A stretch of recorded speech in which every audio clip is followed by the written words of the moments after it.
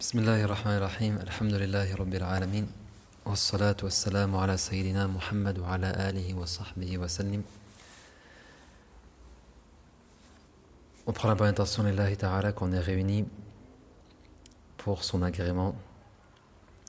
Et à la demande de certaines personnes, je fais un cours sur ce qu'on appelle le minimum obligatoire, ce qu'on a besoin de savoir en tant que musulman, musulmane, afin d'avoir la base. Et on va suivre pour cela le livre pour faire changement, parce qu'il y a plusieurs livres sur le sujet, mais on va prendre le livre de Habib Omar. Parce que c'est important de prendre le livre d'un savant qui est vivant. C'est important. Donc pas nécessairement le livre du savant lui-même. Ça veut dire, on peut prendre un livre écrit par un savant du passé, mais que le savant qui l'explique soit vivant, pour qu'on puisse avoir recours à lui éventuellement si on a des questions. Et ça, c'est quelque chose que parfois qui est négligé de la part des étudiants de la religion. Ils vont prendre un livre du passé sans avoir un savant du présent. Et ça peut mener parfois à des mauvaises compréhensions. Donc ce livre s'appelle Al-Dhakhira Al-Musharrafa Fima Yajibu ala al-Muslim. Donc c'est comme si on pourrait dire le trésor honoré. Fima Yajibu ala al-Muslim. Donc c'est le trésor honoré en ce qui concerne ce qu'il est obligatoire sur le musulman an ya'arifahu, de savoir, ce qui incombe sur le musulman de savoir. Et donc ça revient à dire le minimum obligatoire. Donc ceux qui voulaient avoir un cours sur justement quelle est cette part qu'on doit connaître, cette fondation, alors c'est de ça qu'on va parler. وَأَدْعِيَةُ الْأَحْوَالِ الْمُخْتَلِفَةِ. Et dans ce livre aussi, le cheikh Habib Omar, il a inclus des doua qui sont associés par exemple à la prière, au wudu, qui sont importants aussi d'apprendre, parce que c'est l'enseignement du prophète sallallahu alayhi wa sallam. Lorsque le prophète nous apprenait la prière, il nous apprenait les doua qui vont avec la prière. Lorsque le prophète nous apprenait le wudu, il nous apprenait les doua qui vont avec le wudu. Et donc nous, en tant que musulmans, on ne peut pas se dire ça suffit de faire l'obligation. Parce que si le prophète a jugé nécessaire de nous enseigner les doua et d'encourager les compagnons à les faire, et lui-même de les faire, on doit suivre son exemple. Parce que comme l'a dit le prophète, vous ne serez jamais égarés après moi. Parce que les compagnons, ils se demandaient qu'est-ce qui arrivera après le prophète. Qu'est-ce qu'on va faire sans lui? Le prophète leur a bien dit, vous ne serez jamais égarés, tant et aussi longtemps que vous vous attachez au Coran et à ma sunna. Et la sunna du prophète, c'est pas seulement sa tradition prophétique, donc les ahadiths, les paroles du prophète, mais c'est dans l'application, c'est de le suivre et de le prendre lui comme modèle. Il a dit aussi, le prophète, dans une autre version, tant et aussi longtemps que vous vous accrochez au Coran et à ma famille. Et c'est pour ça, alhamdulillah, que on a eu la chance de prendre de ces savants qui sont de la famille du prophète sallallahu alayhi wa sallam, dont Al-Habib Omar, qui est un enseignant du Yémen et qui est relié à la famille du prophète sallallahu alayhi wa sallam. Alors vous allez voir que son livre est très simple. Et c'est ça la bonne nouvelle, c'est ça qu'on doit savoir, que l'islam est une religion simple et belle. Vous allez voir comment Habib Omar a conçu son livre, comme c'est simple. Il va parler de l'islam, de la foi, de Al-Ihsan.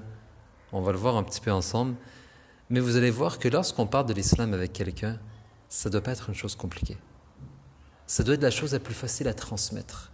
Et ça doit être quelque chose duquel on a beaucoup de facilité à parler. Ça ne doit pas être un sujet tabou ou quelque chose on essaie d'éviter le sujet. Non. Alors regardez bien comment il commence son livre et comment il amène les sujets les plus importants que vous devez connaître. Vous allez voir que peut-être que vous aviez déjà vu ce qu'on appelle le minimum obligatoire. Mais certains savants, ils ont jugé que voici le minimum obligatoire. D'autres, ils ont dit non, c'est plus court. Ce minimum obligatoire, il diffère selon le jugement du savant. Ça, il faut savoir ça. Donc si par exemple toi tu apprends auprès d'un tel, il va dire voici le minimum obligatoire, peut-être que ça va prendre 5 mois. Il va dire voici le minimum obligatoire. Pourquoi? Parce que lui il vit dans une société, et dans sa société il juge, ce savant, que tu dois connaître ci et ça, et aussi cela.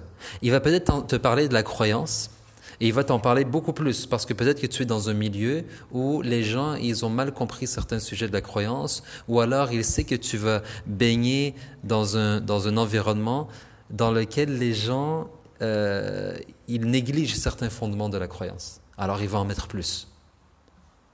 Un autre, il va en mettre plus peut-être dans les mu'amala, qu'on appelle mu'amala, c'est par exemple les transactions. Pourquoi? Parce qu'il sait que toi, tu vas vivre dans un milieu où il y a beaucoup de transactions qui sont invalides. Alors il veut te mettre en garde. Pour toi, il y a un minimum obligatoire qui diffère d'un autre.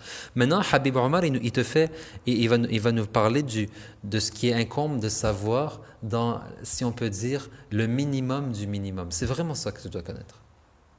C'est très simple, c'est très court, c'est la base. Et il va se fier pour cela, bien sûr, aux paroles du prophète Mohammed sallallahu alayhi wa sallam. Bismillahirrahmanirrahim, on commence. Je vais lire d'abord en arabe et puis on va parler en français. Arkanud-din thalatha. Il a dit, les piliers de la religion sont 3. Al-Islamu, wal-Imanu, wal-Ihsan. Donc les piliers de la religion sont 3. Toi, tu as une religion qui s'appelle l'Islam. Ta religion, elle a 3 grands piliers. L'Islam, Al-Iman, Al-Ihsan. Donc littéralement la soumission, la foi et la bienfaisance. Mais on va les expliquer qu'est-ce que ça veut dire. Et ça, c'est tiré d'un hadith du prophète sallallahu alayhi wa sallam. Arkanul Islam khamsa. Si quelqu'un te dit maintenant, te pose la question, c'est quoi l'Islam? Et vous savez qu'en Occident, au Canada, en Suisse, peu importe, les gens nous posent cette question, c'est quoi l'Islam? Et c'est important de savoir répondre. Si quelqu'un maintenant te dit c'est quoi l'Islam, il faut que tu aies la réponse naturellement. Et quelle meilleure réponse que celle que le prophète Mohammed sallallahu alayhi wa sallam lui-même a donnée? Tu ne peux pas expliquer mieux que lui. Il faut vraiment se mettre ça dans la tête. On ne peut pas expliquer mieux que lui. Qu'est-ce que l'Islam? Est-ce que tu vas commencer à rentrer dans la philosophie et à amener un sujet en amenant un autre et ça va prendre 5 heures avant que tu... C'est en quelques phrases. Le prophète, il a dit « Shahadatu an la ilaha illallah wa anna Muhammadan Rasulullah wa iqamus salah wa ita'iz zakah wa sawm ramadan wa hajjul bayti man istata'a ilayhi sabila » C'est tout. Va pas plus loin. Tu ne peux pas répondre mieux que le prophète. Le prophète, il a dit, l'islam, c'est quoi? Que tu témoignes qu'il n'est de Dieu que Allah et que Muhammad est son messager. Et que Muhammad est le messager d'Allah. Et que tu accomplisses la prière, que tu t'acquittes de la zakat, que tu jeûnes le mois de Ramadan, et si tu en as la possibilité, les moyens, si tu en es capable, d'aller accomplir le pèlerinage, d'aller faire le pèlerinage. Voici l'islam. Aussi simple que ça. Maintenant, la personne à qui tu as répondu, ça se peut qu'elle te pose une question. Qu'est-ce que ça veut dire, par exemple, la zakat? Ou qu'est-ce que ça veut dire Ramadan? Qu'est-ce que ça veut dire le hajj? Qu'est-ce que ça veut dire la salat?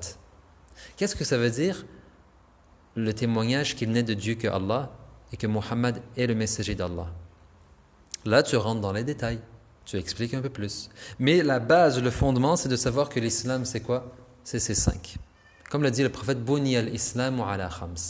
Buniya, ça veut dire a été fondé, a été bâti. L'islam sur 5, ala khams. Et il a dit ces 5 piliers. Le témoignage qui n'est de Dieu que Allah. Donc que Allah, il est unique. Que Allah, il n'a pas d'associé. Je vous donne quelques détails de plus, mais ils ne sont pas mentionnés dans le livre. C'est juste pour expliquer. De savoir que Allah, il est unique. Il est le créateur de toutes choses. Il n'y a pas d'autre que lui qui fait entrer en existence, qui accorde la vie, qui fait mourir. Le seul pourvoyeur, celui qui sait tout, celui qui ne ressent pas à sa création, celui qui voit, celui qui entend, celui qui voit tout, celui qui entend tout. Celui qui est attribué d'une parole qui ne ressemble pas à notre parole. Sa parole est éternelle comme tous ses autres attributs. Celui qui n'a besoin de rien, celui qui est unique, celui qui n'a pas de début, celui qui n'a pas de fin, celui qui est l'éternel. Et c'est lui, Allah, ton créateur. Et c'est lui que tu dois adorer. Et c'est de Allah que tu dois professer l'unicité. Ça, c'est le premier témoignage. Le deuxième, c'est de témoigner que Muhammad est son messager. Que Muhammad, qui était le prophète, le dernier prophète dans la lignée des prophètes qui a été envoyé à l'humanité. Contrairement aux autres prophètes qui ont été envoyés parfois à une ville ou à un village ou à une communauté, le prophète Muhammad sallallahu alayhi wa sallam, il a été envoyé à l'humanité dans l'entier jusqu'au jour dernier. Et il est le prophète des Arabes, mais il n'est pas envoyé qu'aux Arabes. Mais il parlait la langue arabe. Et il a été envoyé aux humains et aux djinns. Et son père s'appelait Abdullah. Et Abdullah était le fils d'Abdul Muttalib, fils de Hashim, fils d'Abd Manaf. Et il était de la tribu de Quraysh. Donc tu vois, je t'ai donné quelques détails de plus. Et tu vois, c'est comme ça que la religion s'apprend.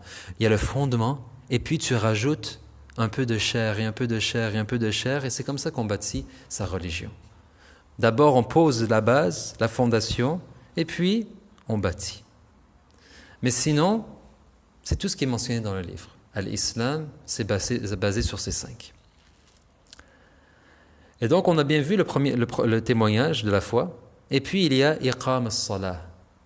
Et ça, il faudrait l'apprendre. Pourquoi ? Parce qu'on va savoir que la prière, c'est 5 fois par jour. Donc, tu dois apprendre ça. C'est obligatoire sur toi. Vous voyez, qu'est-ce qui est obligatoire sur toi ? C'est d'abord la foi. Et puis, c'est la prière. Parce que la prière, tu dois l'accomplir chaque jour. Mais si on parle ensuite de la zakat, ita uz zakat, zakat, ça vient une fois par année. Ça vient si tu découvres un trésor, mais ce n'est pas ton cas. Ça vient si par exemple tu travailles et ton argent que tu as accumulé, qui dépasse un certain montant, dépasse une année, tu dois sortir un certain montant d'argent. Ça vient aussi à la fin de Ramadan. Donc la science qui concerne la zakat, tu vas devoir l'apprendre. Mais quand le temps viendra. C'est pour ça les savants, souvent, ils ne vont pas tout de suite traiter de la zakat. Parce que ça n'est pas obligatoire maintenant, sur le champ. Il y a aussi Somme Ramadan. Maintenant, on n'est pas dans le mois de Ramadan. Ramadan, c'est dans quelques mois. Mais tu dois te préparer. Si quelqu'un n'a pas encore appris comment jeûner, il doit se dire, c'est bientôt Ramadan. Il se pose la question, c'est quand Ramadan ? C'est dans 3 mois ?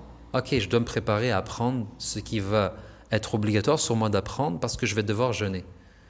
Et aussi pour le Hajj. Quelqu'un, par exemple, il est riche, il a les moyens, il est en santé, il doit aller faire le Hajj. C'est quoi les piliers du Hajj ? C'est quoi le rite du Hajj ? Je dois l'apprendre. Mais si on revient maintenant à la base essentielle qui incombe à tout musulman sur le champ, c'est quoi ? La foi. Ce qui concerne ce témoignage de foi, de connaître Allah un minimum et de connaître le prophète Mohammed un minimum. Et puis, à propos de sa prière. Vous voyez comment c'est simple. En fait, c'est pour ça que le prophète, en une seule séance, un compagnon rentrait dans l'islam, un homme ou une femme devenait musulman, et sur la même séance, dans la même séance, il lui apprenait ce qu'il doit savoir.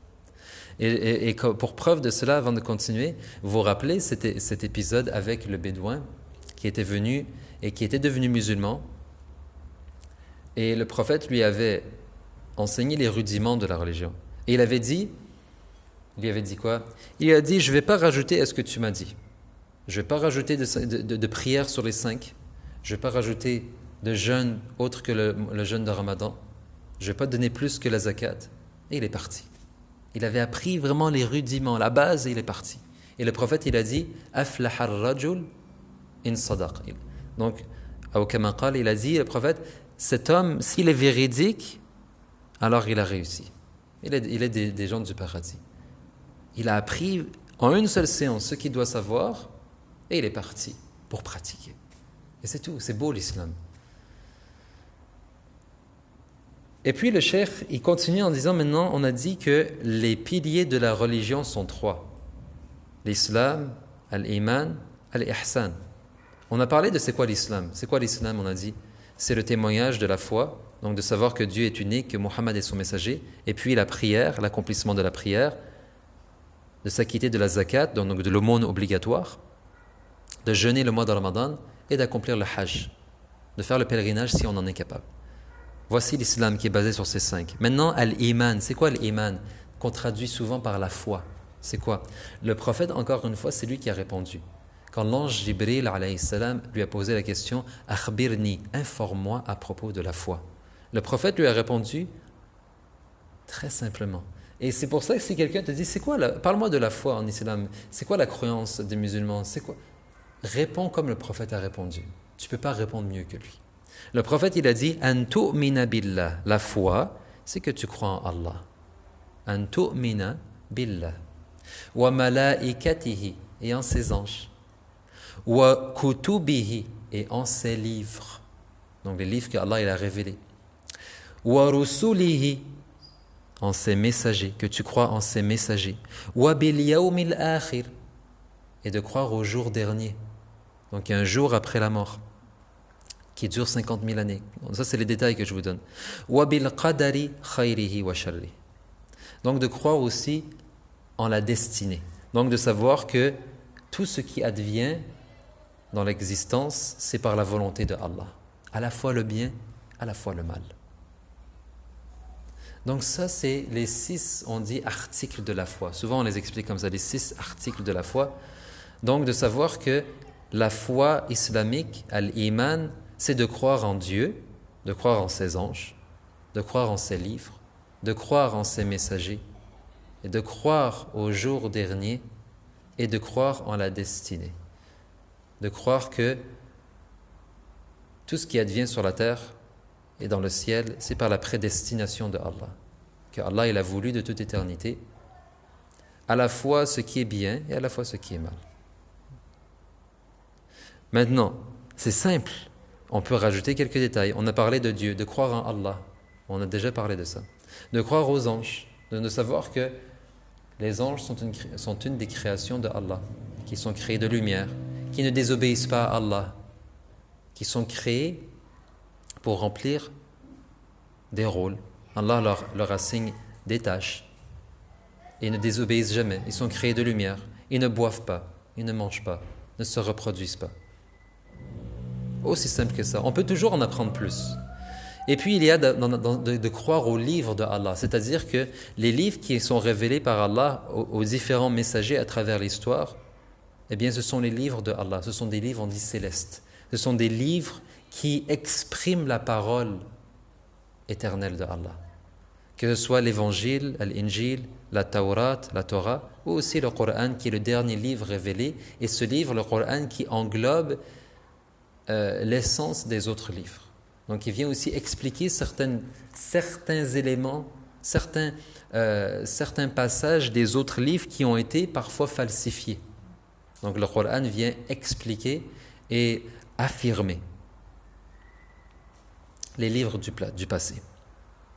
De croire aussi aux messagers, donc de savoir que tous les messagers et tous les prophètes ont été envoyés par un seul Dieu unique, et donc ils sont frères dans la foi, et qu'ils ne se contredisent pas. Et que leur foi, elle est unique, la foi en un Dieu unique, leur foi, elle est la même, leur croyance, elle est la même, mais que parfois il y avait certaines différences quant à l'application de la loi, tout simplement. Maintenant, et aussi de croire, numéro 5, au jour dernier, donc de savoir qu'on sera ressuscité, de savoir qu'on sera rassemblé, de savoir que lorsqu'on va mourir, c'est pas pour tomber dans le néant absolu. Non, de savoir qu'on va revivre pour un jour dans lequel on sera jugé. Et après ce jour dans lequel on sera jugé, il y a des gens qui iront au paradis, et on demande à Allah d'en faire partie. Il y a des gens qui iront en enfer, et on demande à Allah de nous protéger de l'état de ces gens. Et finalement, de croire en la destinée, à savoir que tout ce qui arrive dans ce monde, c'est par la prédestination de Allah. Et donc, Allah Ta'ala, il sait ce qui va se passer. Et Allah Ta'ala, il sait ce qui va se passer sur la terre, que ce soit du bien ou du mal. Et c'est lui le créateur aussi, à la fois du bien et du mal.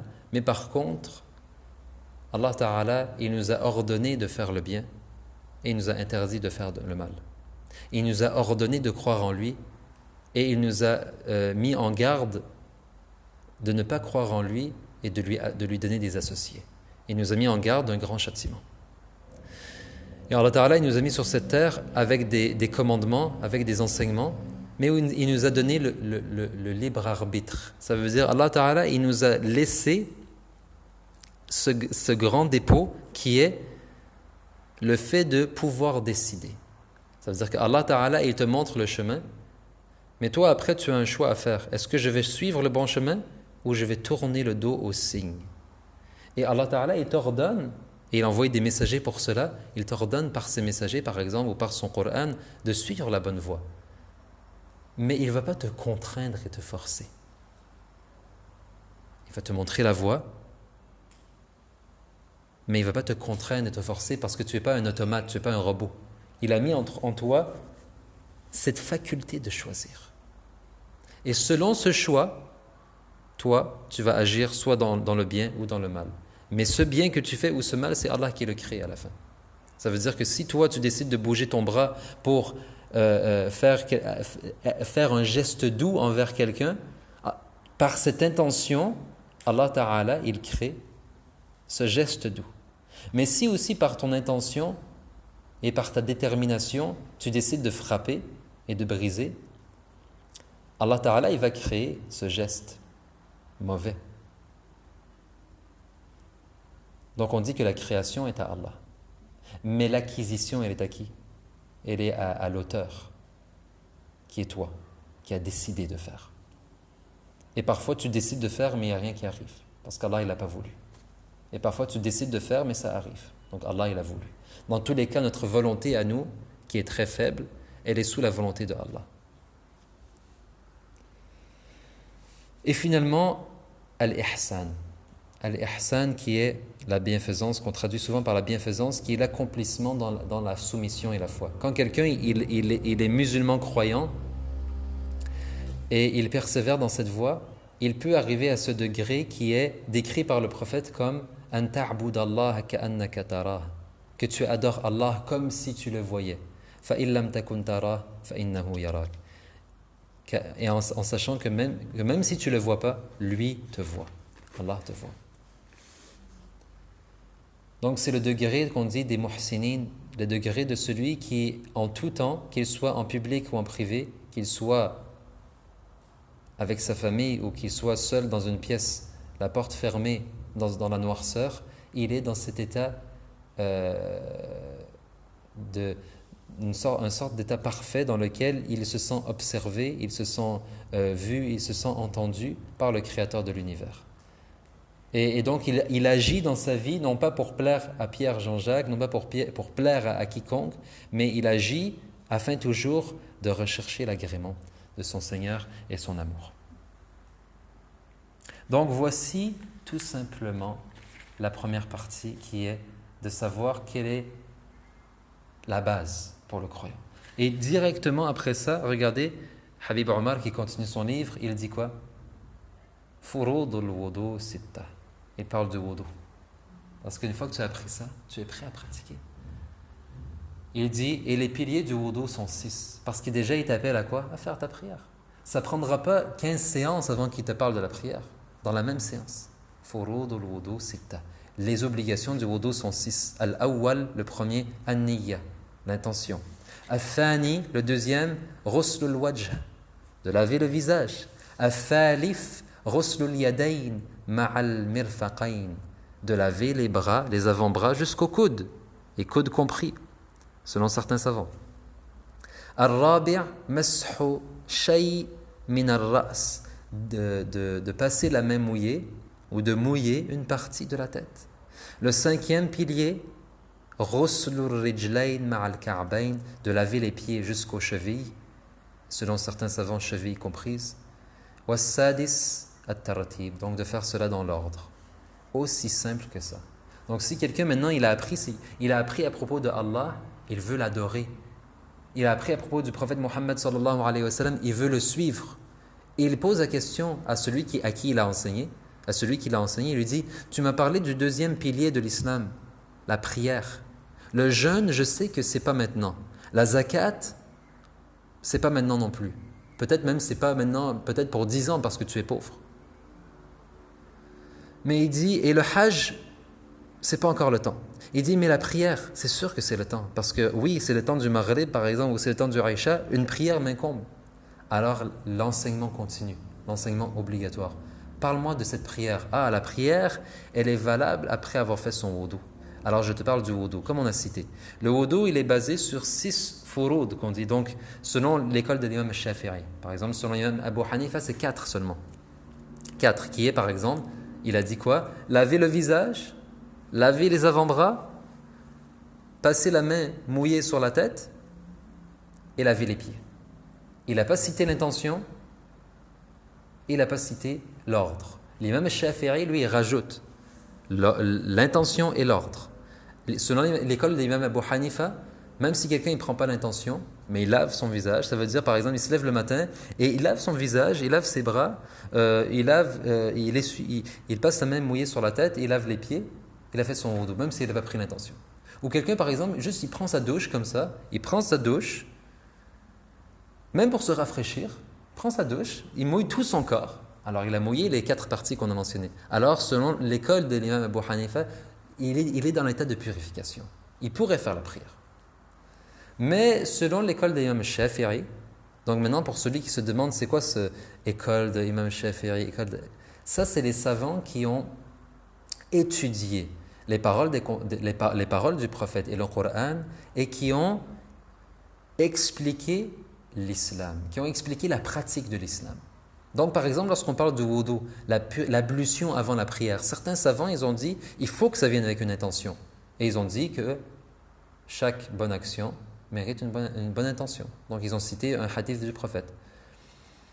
Mais l'imam Abu Hanifa lui il a dit dans le Coran on parle du wudu, Allah il parle du wudu. Et Allah il ne cite pas textuellement l'intention. Il dit, Allah Ta'ala il parle de laver le visage, laver les avant-bras, passer la main sur la tête, donc de mouiller la tête et les pieds. C'est 4. Donc c'est ça, c'est 4. L'imam Shafi'i, il rajoute à la fin l'ordre, parce qu'il dit c'est comme ça que c'est cité dans le Coran. Mais d'autres savants, donc vous voyez, il y a parfois des divergences quant à l'explication, mais pour faire court, on va se fier à ce qui est mentionné dans ce livre. Le wudu, c'est 6 piliers. Le premier, c'est l'intention. Le deuxième, laver le visage. Le troisième, laver les avant-bras, droit et gauche, jusqu'au coude. Quatrième, de mouiller la tête, même une partie. Et le cinquième, laver les pieds et les chevilles, donc avec les chevilles. Et le sixième, ça veut dire de faire dans l'ordre, tout simplement. Tout simplement. Et puis le Habib Omar, il dit « Shurut al-wudu thamaniya ». Il dit maintenant, les conditions du wudu sont 8. C'est quoi les conditions de ce wudu? Donc d'abord, l'islam, il faut être musulman. Il faut avoir tamyiz, donc avoir la distinction. Distinction, ça veut dire quoi? Ça veut dire que c'est un enfant de 3 ans, il n'a pas encore la distinction. Et donc, la distinction, c'est d'être capable de comprendre. Un enfant, à un certain âge, il n'est pas capable de comprendre lorsqu'on lui pose des questions. Il ne comprend pas nécessairement la question, il n'est pas capable de donner une réponse comme il faut. À un certain âge, non. Il est capable de comprendre la question, il est capable de donner une réponse. D'autres savants, ils ont dit, c'est lorsque l'enfant il est capable de bien manger, capable de se nettoyer après ses besoins. Donc il a atteint un certain âge. Donc at-tamyiz, donc c'est l'âge de la distinction. Donc les conditions du wudu sont 8. D'abord l'islam, numéro 1. Numéro 2, l'âge de la distinction. Numéro 3, an-naqa'u 'anil hayd wan nifas. Donc ça concerne les femmes, d'être pures de la période et des lochis. Numéro 4, naqa'u al-a'dha' amma yamna'u wusul al-ma' ila al-bashara. Donc de faire attention à ce qu'il n'y ait pas un obstacle sur la peau. Donc par exemple sur l'avant-bras, on veut laver le visage, mais il y a par exemple de la peinture, par exemple. Quelque chose qui peut s'enlever, pas quelque chose qui ne s'enlève pas. Ou que tu as essayé de gratter, il reste vraiment des traces, tu n'arrives pas à enlever. Non, mais par exemple, quelqu'un, il a joué avec de la pâte à modeler avec ses enfants, et il reste de la pâte à modeler sur ses doigts. Ça empêche l'eau de couler sur l'endroit à laver. Il faut l'enlever. Donc, une des conditions, c'est d'enlever ce qui empêcherait l'eau de couler sur la peau. وَأَنْ لَا يَكُونَ عَلَى الْعُضْوِ مَا يُغَيِّرُ الْمَاءِ وألا يكون على العضو ما يغير الماء. Donc le cheikh il dit et qu'il n'y ait pas sur le membre à laver ce qui changerait l'eau, ce qui altérerait l'eau. Ça veut dire dans le fond que si quelqu'un il fait son wudu mais qu'il y a une impureté sur son bras par exemple et qu'il a lavé son bras mais cette eau elle a d'abord enlevé la najasa, elle a enlevé l'impureté. Il faut qu'il relave encore. Parce que cette eau-là, elle a été changée, elle a été souillée au premier coup. Donc, c'est une des explications. Donc, de savoir, une des conditions, selon le cheikh Habib Omar, c'est de savoir que le wudu est obligatoire. Savoir que le wudu est obligatoire. Et de ne pas croire que une des obligations de ce wudu est simplement une sunna. Donc de ne pas croire par exemple que laver le visage c'est sunna. Donc je ne serais pas obligé de le faire. Mais je le fais parce que c'est bien. Non, il faut savoir que c'est une obligation. Que les 4 membres qu'on a mentionnés à laver, ce sont une obligation. Et ça fait partie du wudu intégralement. Et finalement, d'avoir de l'eau qui est purificatrice. Donc de faire son wudu avec une eau qui est purificatrice, qui est une eau qu'on dit, par exemple, une eau qui vient de la terre, comme de l'eau qui sort d'un puits, une eau de la rivière, de l'eau de la pluie, l'eau de la mer, l'eau de la grêle ou de la neige fondue, l'eau des grands lacs. Donc c'est pas une eau qui est altérée, c'est pas une eau qui est souillée, c'est même pas une eau qui est utilisée, c'est une eau qui est purificatrice. Et Inch'Allah on va s'arrêter ici, mais vous voyez donc que quand on parle du minimum obligatoire, c'est très simple et ça ne devrait pas nous prendre des années et on ne devrait pas non plus être pendant des années à répéter ce minimum obligatoire. Donc moi maintenant je fais une remarque en conclusion pour dire que c'est important d'apprendre cette base de la religion. Et c'est bien aussi de la réviser, bien sûr. Mais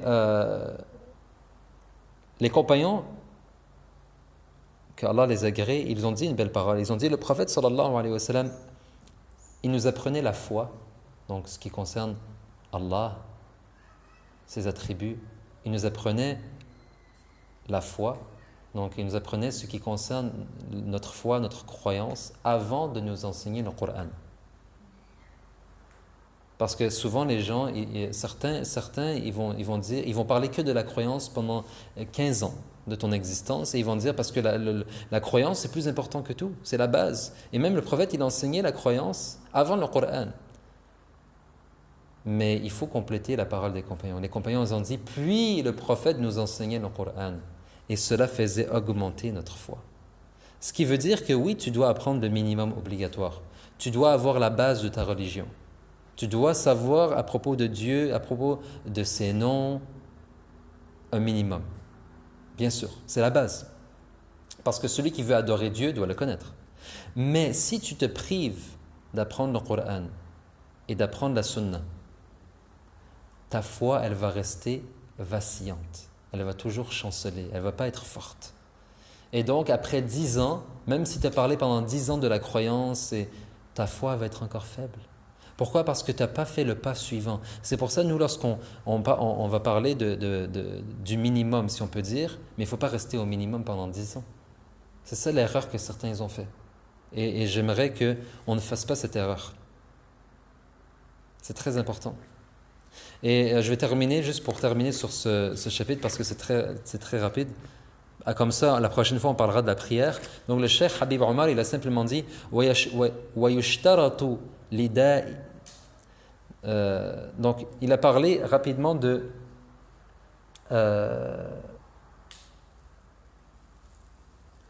donc, il a parlé de celui qui serait incontinent.